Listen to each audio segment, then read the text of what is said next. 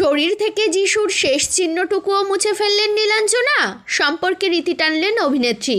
গত বছরই সম্পর্কের অবনতি ঘটেছে যিশু সেনগুপ্ত এবং নীলাঞ্জনা সেনগুপ্তের। একটা সময় টলিউডের পাওয়ার কাপল ছিলেন তারা, কিন্তু এখন সে সবকিছুই অতীত। নীলাঞ্জনার থেকে দূরে গিয়ে আলাদা বাড়িতে থাকেন যিশু।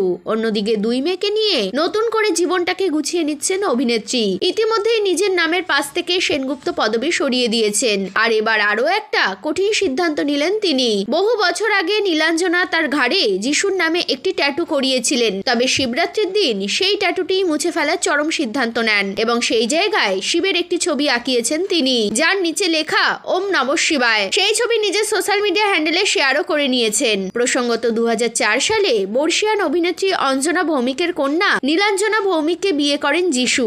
এরপর তাদের কোল আলো করে আসে দুই মেয়ে সারা এবং যারা। তবে দীর্ঘ 20 বছর পর অচিরেই ভেঙে গেল সেই সম্পর্ক।